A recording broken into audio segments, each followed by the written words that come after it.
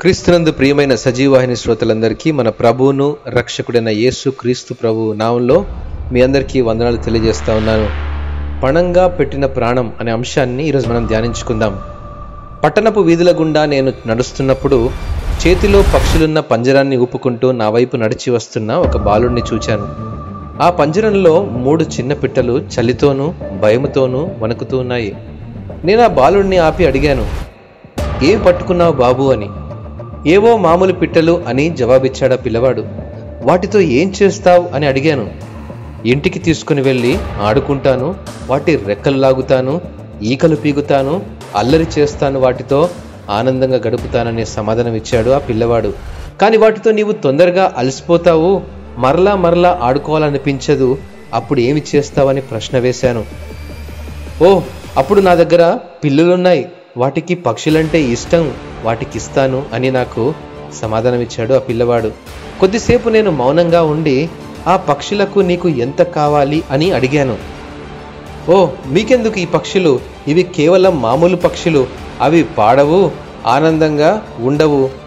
అయినప్పటికీ నీకెంత కావాలి అనే ప్రశ్న వేశాను. నన్ను ఒక పిచ్చోడిలా చూసినటువంటి ఆ యొక్క పిల్లవాడు 1000 రూపాయలు అన్నాడు.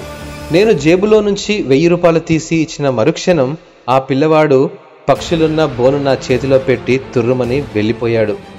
నేను ఆ బోను పట్టుకొని అలానే వీధి చివరకు వెళ్ళి పక్షులను బయటకు వదిలేశాను.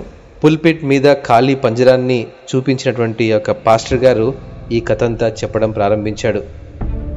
ఒకరోజు సాతాను యేసుక్రీస్తు ప్రభువారితో సంభాషణ జరుపుతూ ఉన్నాడు. సాతాను అప్పుడే ఏదెను వనం నుండి వచ్చాడు. వాడు గొప్పలు చెప్తున్నాడు, ప్రగల్భాలు పలుకుతున్నాడు. నేను విస్తారమైన ప్రజలతో నిండిన లోకాన్ని పట్టుకున్నాను, ఉచ్చులు అమర్చాను, ఎరను ఉపయోగించాను, వారు కాదనలేరని నాకు తెలుసు అని సాతాను యేసు ప్రభుతో చెప్పారు. నీవు వారితో ఏమి చేయబోతున్నావని యేసు ప్రభు వారు ఆ సాతాన్ని ప్రశ్నించారు. నేను ఆనందించబోతున్నాను, ఎలా వివాహం చేసుకోవాలి, విడాకులు ఎలా తీసుకోవాలని చెబుతాను, ఒకరినొకరు ఎలా ద్వేషించుకోవాలి, ఎలా బాధించాలో నేను చెబుతాను, మద్యం పొగ త్రాగడం నేర్పిస్తాను, శపించడం, హింసించడం, తుపాకులు ఇంకా బాంబులతో ఒకరినొకరు ఎలా చంపుకోవాలో కూడా నేను నేర్పిస్తాను. నిజంగా నేను ఆనందించబోతున్నాను అని సాతాను జవాబు చెప్పింది. వారితో ఇక నీ ఆటలు అయిపోయిన తర్వాత నీవు ఏం చేస్తావని యేసుప్రభు అడిగాడు. అప్పుడు సాతాను ఇచ్చిన సమాధానం, వారిని చంపేస్తాను. యేసుప్రభు వారు అడిగారు, వారి కొరకు నీకెంత కావాలి?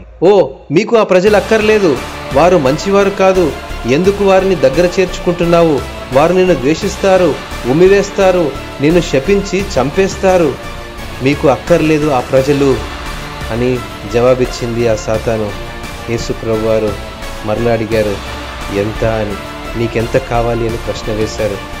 సాతాను యేసు వైపు చూస్తూ వెక్కిరిస్తూ, నీ కన్నీళ్ళు, నీ రక్తమంతా అన్నాడు. యేసు ఆ మూల్యం చెల్లించాడు.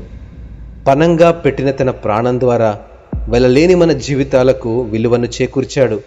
ఆయన సమస్తమైన దుర్నీతి నుండి మనల్ని విమోచించి సత్క్రియలందు ఆసక్తి గల ప్రజలను తన కోసరము పవిత్రపరుచుకొని తన సొత్తుగా చేసుకున్నటకు తన్ను తానే మన కొరకు అర్పించుకొనెను. ఈ యొక్క వాక్య భాగము తీతుకు 2వ అధ్యాయము 14వ వచనంలో గమనించగలం. దేవుని యొక్క ప్రేమ మనడలా ఎంత ఉందో మనం గమనించినప్పుడు మన జీవితాలను మనం మార్చుకోవడానికి ప్రయత్నం చేస్తాం. అట్టి కృప ప్రభు మనందరికీ దయచేయునుగాక. ఆమేన్.